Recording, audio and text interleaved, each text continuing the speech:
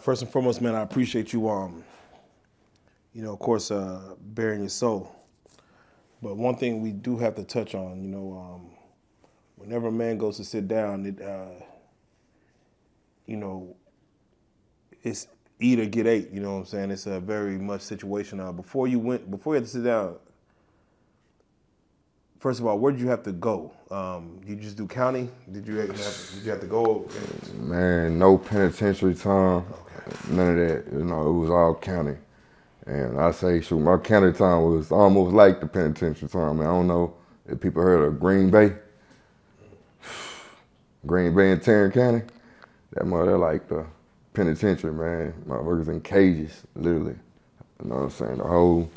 The whole jail is just cages full of people, you know what I'm saying? So, yeah, man, so I got locked up in December 2016, they took me to the old jail downtown, transferred me to Mansfield. Man, I did like damn near 2 full weeks in Mansfield, and then they transferred me back to the county. Man, my whole time in that mud, really thinking, man, sure, I ain't never had $100,000 bill. You know what I'm saying? Like, I ain't never, even the fathom, like, I ain't never seen nobody pay, or even, I ain't never seen nobody have $100,000 bill. All my partners who caught they charges and stuff like that for, robbing, murder and stuff like that, I don't think they bill was that high. You know what I mean? If it was, I ain't know. But Is a situation where the bail was 100,000 to where you need to come up with 10%, 10,000? exactly, And but was there no one that? man, it was worse because I had them other charges. You know what I'm saying? I had the assault before that, which what tripled or doubled at that time. It doubled that time. That went up to 10K, so it made it 110,000 to get out. You know, but it was like 11,000. They wanted 10%. So, can you walk us as far as your first day, your first week, how you adjusting? Because most people who go in, they expect themselves to get out, hopefully, within a couple of days. Hopefully, somebody outside is going to hold them down and get you on out. How was that first day, the first week? Man, that's what drove me crazy. Was I wasn't used to doing no time longer than 2-3 days probably. You know what I'm saying, at the most. Man, I actually had it coordinated. My uncle and the police at the hospital had it coordinated for me to turn myself in, man. Originally, but me honestly, man, I had to be motivated and swayed, you know what I mean, so many times, because I'm just like, man, fuck this. I want them to come get it out the mud like I had to come get it out the mud. You know what I'm saying? So the decisions I was making afterwards, it was just a blessing that nobody, helped me make any bad decisions, you know what I'm saying, at that time, because I was ready to go to war, which really messed me up when I was in there, because I'm thinking I'm finna get out, since it was coordinated with my uncle and, the police, you know what I'm saying? I'm thinking, he already talking about, yeah, nephew, I got you. And yeah. Nah, man, I got up in that motherfucker day 2, day 3. I'm like, man, what's up? You know what I'm saying? Sure, you gonna come through or what? And shit, never happened. You know what I'm saying? And, man, I ain't gonna lie, that killed my soul. You know what I'm saying? Because that was one of the first. Shit, that's really my only realest charge I got. You know what I mean? To like where I was gonna be able to, had to sit down over like that. You know what I'm saying? I was just fortunate, man, throughout the streets, and blessed, man, that I know I had, man, throughout the shit I was doing when I was younger, the God was watching me. You know what I mean? He had me protected, for a reason, And even that right there, going to jail that time and just having, my uncle tell me that, that actually probably saved my life too at that moment, How much time did you end up being in the county overall? Overall, man, I probably did about a year, and about 3 months. You know, I went in December, got out March, and I went back on a pre-bond on a pre-bond violation, and shit, man, had to get two. I had to get one bond reinstated. Actually, no, man, they actually reinstated two of my bonds, but made me bond out on another one. You know what I'm saying?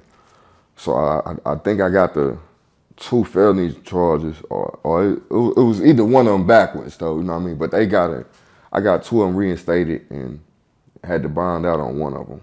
You know. For what do you call it? The Green Mile? What do you call it? The Green Wall? Nah, Green Bay. Green Bay. Yeah, Green Bay.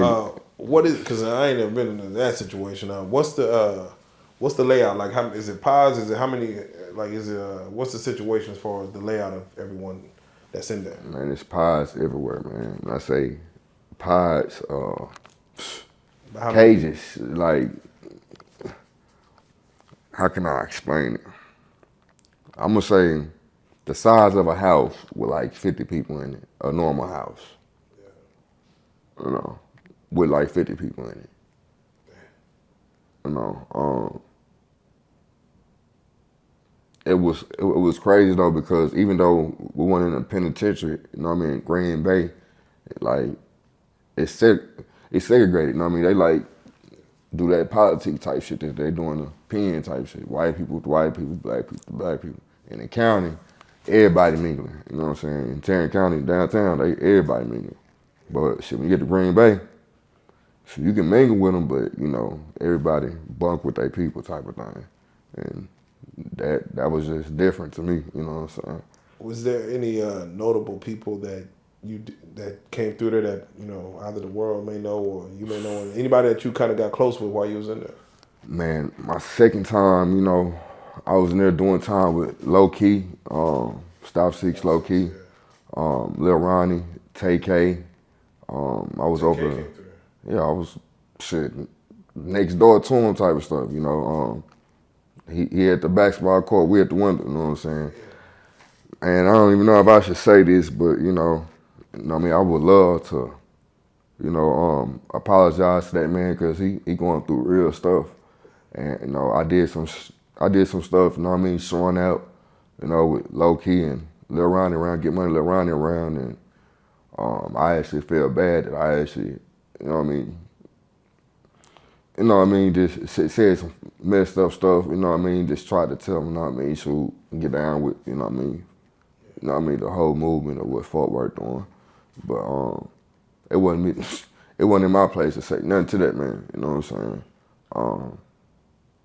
And I just be realizing, man, I put myself in a lot of situations, and like just sometimes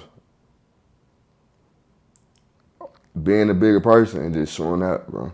You know what I'm saying? Even then, mind you, man, I was in there holding prayer groups and stuff from time to time. You know what I mean? That second go round in there with them. You know, that didn't really make sense to me, but you know what I mean? Because it was like instantly, the moment I did it, I felt different. I'm like, nigga, why would I say something like that to, you know what I mean, somebody, you know what I'm saying? And I don't even, you know what I'm saying? Mind you, I love Fort Worth, but you know, man, Fort Worth then gave me hell too, you know what I'm saying? You know, I meant to ask you, what are your religious beliefs? Because of course, you know, when you hear that, you know, from the scars you have on you, you know, attempting to take your life, it does make someone wonder as far as what do you believe in? Is there a higher power that you look towards, and do you blame? Man, I used to say, you know what I mean, Christian, you know what I'm saying? But as I got older, and you know, as I'm starting to figure out names like Yah and all these different Yahweh and all these different names, I'm just like, nah, I don't even want to put no name to him. I don't even want to put him in the flesh, you know what I'm saying? I'd rather, you know what I mean, go with what I know that's been protecting me in my life, which has got to be a higher power than anything, you know. But I will say this though, you know, I would definitely tell any younger kids that's growing up that don't know how to get out of a situation. Maybe if they just start praying and talking to God, and you know what I mean, start putting a little bit of works with that, you know what I mean, that situation can change and will change. You know what I'm saying? How did you do your time? You know, most people when they get to sit down and they don't know when they're going home, they got to make the most of it. How did you, you know, get through the day to day? That right there, God, man. I'm reading my Bible. How far you get into it? 20 pages. You know, in 3 to 4 in 3 to 4 month spans. You know, I actually had a knife Bible. You know what I mean? That I actually was reading a lot more than the King James version. And I would just flip through the Bible, man, certain nights and read a verse or two and elaborate on what he's trying to say to me. You know what I'm saying? And I was finding myself at the same time, you know, losing another part of myself. Did any verse or a particular verse hit hard to you? Man, the only verses, you know, Psalms, you know, 23, you know, the prayer, you know, that, you know, you say before you go to sleep, you know, that we grew up saying. I would say that every night, and I would read it every other night, you know, just to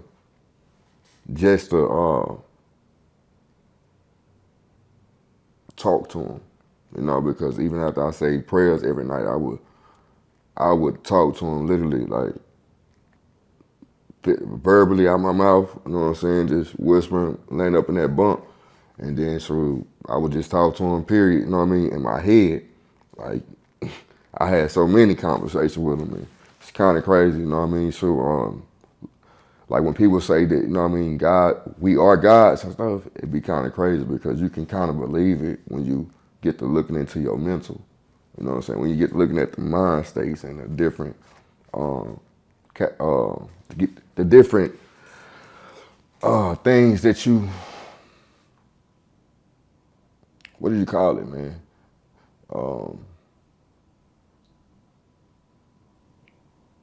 When you look into, you know what I mean, we just get to exploring, man, the human mind. The psychology behind, you know, how we move. You hit them right on the head, the psychology behind it, man. It's deep.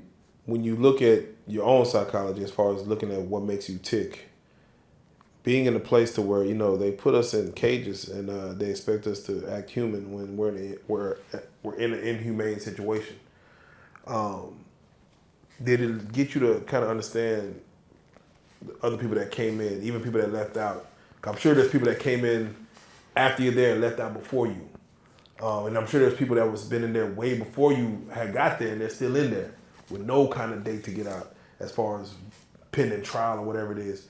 Did you understand the psychology behind other inmates that was in there kind of during the time? Most definitely. But it also made me understand, you know what I mean, mine, you know what I mean, my psychology. I wasn't meant for no jail. Yeah. I was always telling myself, you know what I mean, if I'm ever looking at real time, I'm gonna try to hurt one of them. You know what I'm saying? I'm gonna try to kill me one of them. You know what I'm saying? And when I look around there, man, it was a lot of talent. It was a lot of smart people that I'm just like, these motherfuckers too smart to be in here. Like, you know, that second go around when I was in there with Low Key and Lil Ronnie, you know, it was kind of crazy because that was my most awakening time. You know, I had met a pastor and a priest. I can't remember his name right now, but he actually started a prayer group and I would go attend it. And I would see people say things that they want to pray about. And a lot of stuff was things that people wanted to do when they got out. And I'm like, that's kind of backwards, you know. I ain't understand it. But then again, I do, you know. A lot of people speaking stuff into existence. But then you had the ones that didn't join it. Man, you hearing them wilding out there, like, fuck it. You know what I'm saying? They fighting every day, you know what I'm saying? You open there, get their money, you know what I'm saying? It be what it be. But for the most part, the people I was around in there was really about change, you know, and positivity. Because shit, if you ain't got that in a place like that, it's a wrap. So I would say, what did you personally do for fun? What was everyone kind of doing for fun? Like, you know, because you got to have some levity while you in there. Eat. Me personally, man, that's why I got it, man. I became, man, the best chef in that. Yeah, but are you able to eat like that? Like, are you able to get? Man, it's cold blooded the way they do you in there, man. During that time, they took them little stingers away. You know what I'm saying? They took the stingers away. I mean, a dude got hot water poured on him and stuff and melted his face. That was around about the time I had just got there, so they took the stingers away and they gave us like hot pots. Man, I said that shit didn't get the water hot at all, man. We was having to use faucet water at one point, though. They took the hot pots away, you know what I'm saying? So we was just having to use regular hot water out the faucet, but the food was good, man. Like the food that you was able to make compared to the food they was giving you. Hey, man, them noodles with that summer sauce, you know what I'm saying? Or that tuna. Man, put you some chips over the top of that mother, some of that ranch. It ain't nothing like it, man. It ain't nothing like it, man, compared to that, you know what I mean, that tray, man. That tray, you know what I mean, it ain't even cornbread, man. We call it food. You know what I mean, the little patties, we call them break pads, you know. Man, they real, man. I ain't gonna cap to you, like the food really kind of mess you up. And man, I want to say this too, man. You know, for every young person, man, I do want to share this, you know, if you can find you something to do in life early and stick to it, do it. You know, I realized where I went wrong at, and that was just by looking for love at an early age. If you ever go to jail and you start getting in trouble, your peoples cannot help you. You know, I was Charleston White, man. I never heard nobody speak of, you know, the type of shit that Charleston said, man, when he said, you know, after providing protection for, you know, for some of his friends and stuff like that. You know what I mean? One of his friends that killed, you know what I mean, the police, their son killed the police officer, you know what I'm saying? That they can actually lock you up and, you know, throw away the key type shit. That shit real. You know, I had to witness that for myself. You know what I mean? I had an incident where I actually passed out in there and it was a wrap. You know what I mean? I woke up to 3-4 police officers hit my head in the wall and I'm, you know what I mean, pinned up. You know, I'm really confused, like, what the hell going on? And they was like, stop resisting, but mind you, you know what I'm saying? At this time, I'm starting to get aggravated, like, man, why the fuck y'all roughing me up? You know what I'm saying? Come to find out, I passed out, man. And they took me to a crazy cell, man. Like, took me to a crazy cell. Like, I ain't get no phone calls, no nothing for like 3-4 days or something like that. You know. Yeah, no, that's what I want to ask you as far as who did call you? Who did you have on the outside that checked on you? You had mentioned your baby mom had called you early on. Yeah. And then, like, how did that go and how was that phone call and expecting her to ride for you throughout the whole time? Man, she held it down for the most part, man. You know that second, I mean, she was really my rock in there majority of the time, you know. You know, that second time I went in there though, like, you know, I feel like she was trying to kill me herself though, you know, just because, you know, it was certain stuff being said, like, you know, other people gonna, you know what I mean, can take care of your kids and stuff. It was just little foul stuff being said, and I'm gonna make you want to kill yourself by the time I'm done with you. It was certain stuff that was being said to me in that mother that was messing my mental up, and I'm just like, yeah, I don't need to ever call her on while I'm in jail. None of this, cause yeah, you know what I mean. She'll kind of make you get out on the wrong path if you ain't trying to think right, and that's where I was at that time. You know what I mean. I was thinking negative as hell when I was getting them fucked up phone calls. You know what I mean, when I was calling her and getting, you know what I mean, negative responses. You know, but you know, that was part of my doing though. You know what I mean? I was conscious of knowing that our situation was toxic a long time ago before I even called the felonies, you know, dealing with her, you know what I'm saying? Or the situation, you know. Because I was responsible for even staying in it. You know, I was responsible for not loving myself, you know, and actually looking into somebody else to, you know what I mean, for other happiness.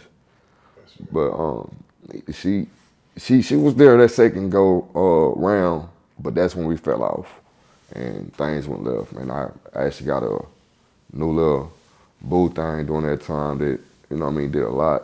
You know what I'm saying? Why? This is Taking CO care or of kids. this is somebody else Nah, out yeah, there. yeah, man. But the good thing about it, she worked right down there, right downtown Bomb. So that actually helped me out, man. I was feeling bad. I was feeling guilty in there because she was spending her little child support money. You know what I'm saying? And putting money on the phones. I ain't find this out until I got out. You know what I'm saying? And once she said that, I'm like, I realized priorities and stuff was different, man. I was trying to figure out how to be to myself and but I'm still fighting, I'm still fighting my case. It got hectic, you know. I couldn't be around my mom and my sister at that time, you know. So, shoot, after spending money on bond, prior to, shit, I was having to make a situation work, and so it worked out, man. It worked out for the most part, It got me to the point to where I got out and got my own stuff. No, it definitely. When it comes to the talent level that be locked up, because again, a lot of people at home don't think about it. And I don't. We're not here to encourage anybody to do anything to take penitentiary chances, but there is a bunch of talent that be locked up.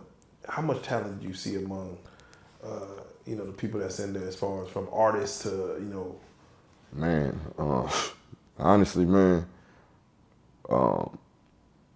it's like a 60-40.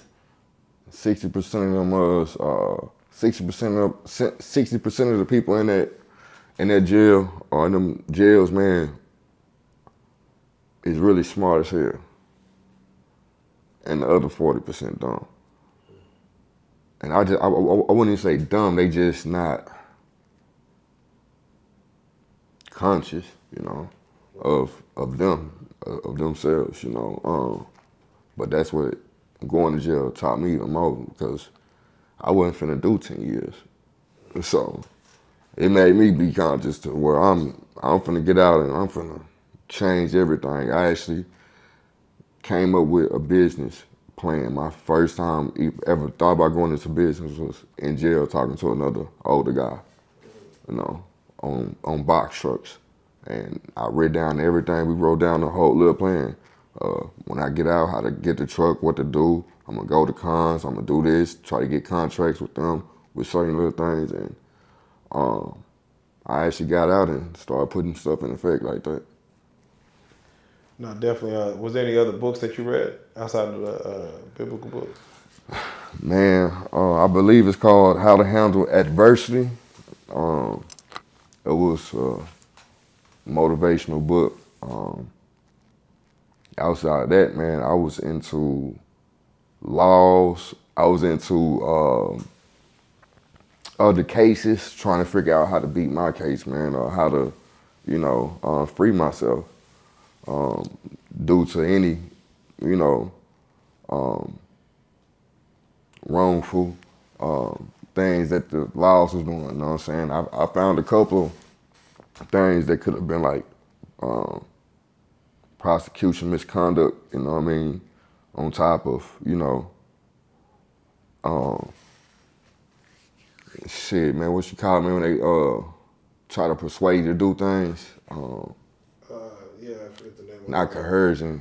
I think But it's something around that coercion. Coercion. Yeah, but that's in there too. You can use that because, man, they let me get full. You know what I mean? Before I turn myself in, I'm drinking 2 beers, pulling up and smoking a blunt, man. And shit, when I turn myself in, and they just shit. They still asking me, "You gonna talk to me?" I'm like, nah, I ain't. But shit, when they was like, "So you can only help yourself or make it worse," I'm like, all right, then, fuck it, I'll talk to you. And shit, man, the moment I went in there to talk to them, man, they got to ask me crazy ass questions. And I just had to kind of just, you know what I mean, keep it as solid as, you know what I mean, I could to really not tell on myself or what I did, you know what I mean, because shit, I wasn't finna tell them what a gun was, And yeah, it was just a bad situation, man. I just, was just like, shit, man, I had a gun, they had a gun, and that's what happened, man. Now you get out, you get to it again. Even your necklace says self-paid. Most definitely. And I want you to speak on that mentality because again, that's something that most folks, you got to get out. You want, some people just say I'm gonna go flip burgers because I can't do nothing else. I can't process a way to make anything by myself. And for the self-paid mentality, you have to earn that through life and through situations and going through it. Most definitely. How has that been for you? How's it going? And what can you speak on it, even to motivate the young men who kind of are lost out here, not knowing how to get to it? And like I told them earlier, and I mean all the young folks, if you can find you a plan and a certain thing you like to do growing up, stick to it and make that become your life. Because the moment you start straggling and get lost out here, it's kind of hard to pull yourself back together. So the first thing I realized after getting out of jail, man, was shit. I ain't know shit. I ain't know nothing. I ain't have a driver license. You know what I'm saying? So immediately, like after getting out of 2018, I just started moving, man. Slow, you know what I mean, to get my license. To start up my LLCs, I took it step by step. Because, man, to be honest, man, everything in there killed me. I feel like I wasn't supposed to be doing what I was doing when I was in jail. You know what I'm saying? Like before I went to jail, I wasn't supposed to be living that life. It's like I came to a whole awakening. Like, even during the certain times I was going to jail, you know what I mean? So, like the little 2-3 fights I had in there was just because me losing my head. I was pissed off from getting visits and not being able to go home, from seeing my daughter, So it was just me acting off impulse and not giving a fuck, which is the sum of my life. And if you can ever take anything from me, is that don't give a fuck mentality will kill you, it will eat you. Because if you gotta live eventually and get to living differently, you're gonna realize you rebelled against a lot of stuff that could have been, better off for you. And that was a big reason of me wanting to kill myself. But overall, man, just this business stuff, man, it became a different world for me, man. I ain't have no resources, I ain't have nothing. I ain't know much, So I got to calling anybody I could call, man, how to do this. And one of my friends actually had a registered agent that was gonna help me set up my LLC, and that's what I got everything set up. And man, I went into hot shotting. I will tell you, any business though that you want to go into, like transportation wise, at least come in with 100,000 or more, and have one or two paid for, either your truck and trailer or truck or trailer. Good information, no. Real talk. How'd you find? I mean, what hurdles did you did you have to know that information?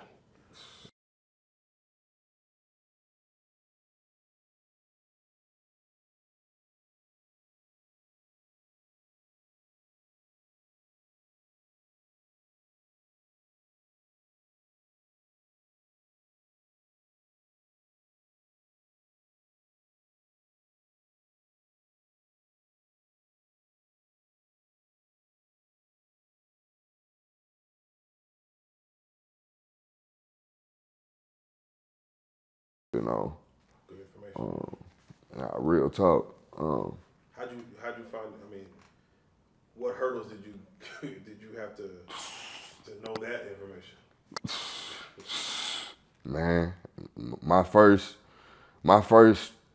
load, man, is I was picking up a load out of Roanoke, and I was taking it to Houston.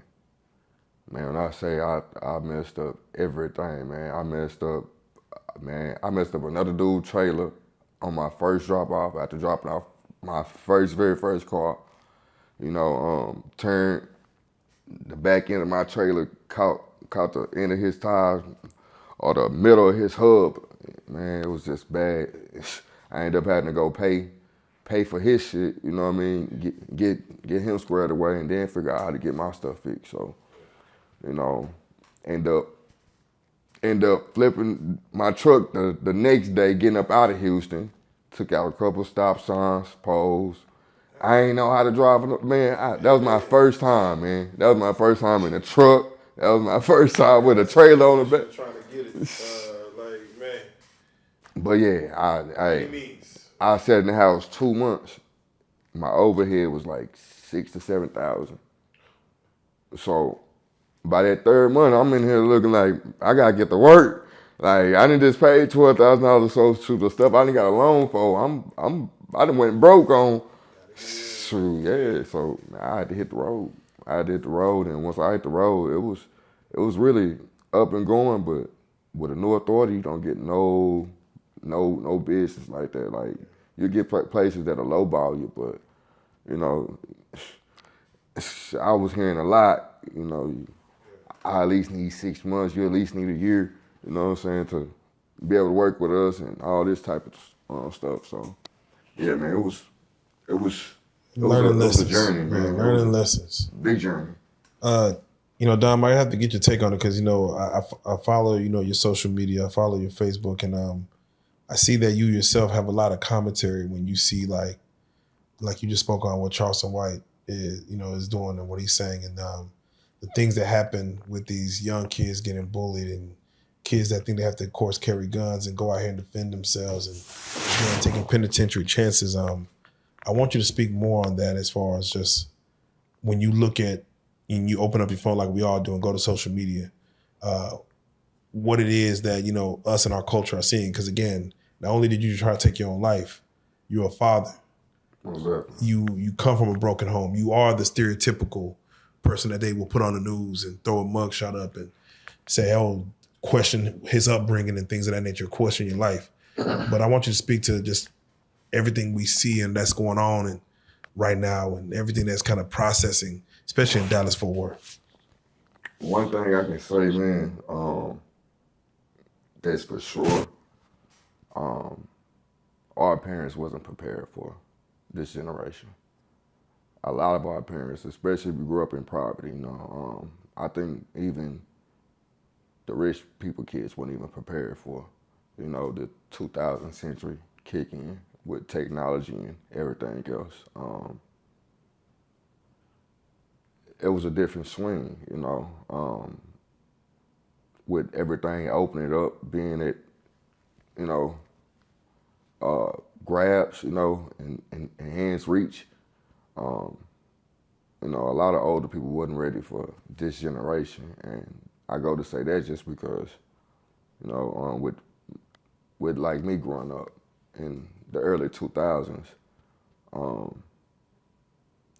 Man, we had the same guns they was having, you know what I mean, in 2015 through the Chicago War and shit, you know what I'm saying?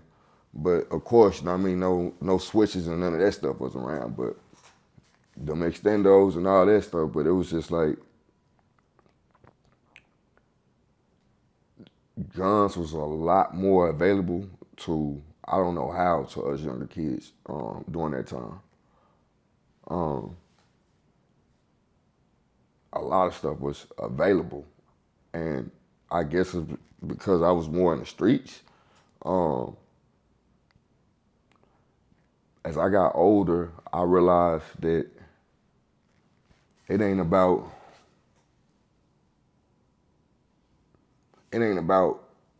living life as a black man now. You know what I mean? The older I got, you gotta more like live life as a man for everybody, because I feel like a lot of men lost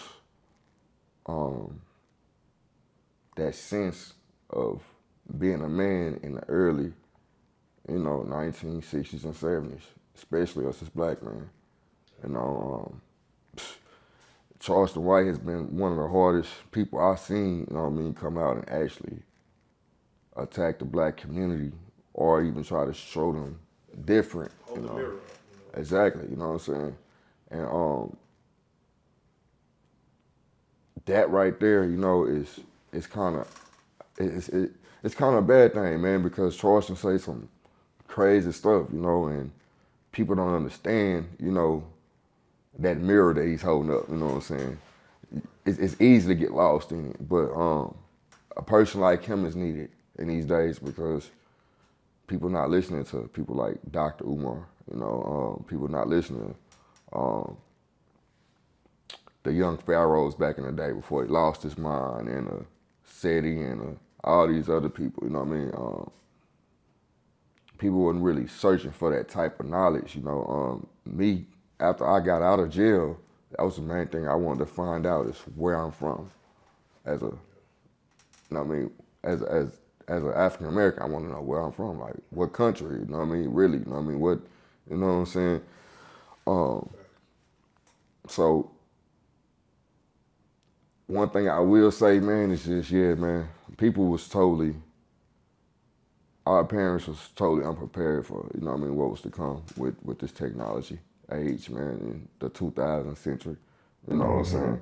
It seemed like it got different every 5 years, you know what I'm saying? From the flip phone to the BlackBerry to the, to the touchscreen. It just got different every 5 years. I can only imagine where it's going next. I can only imagine. Man, with that being said, right now we're just scratching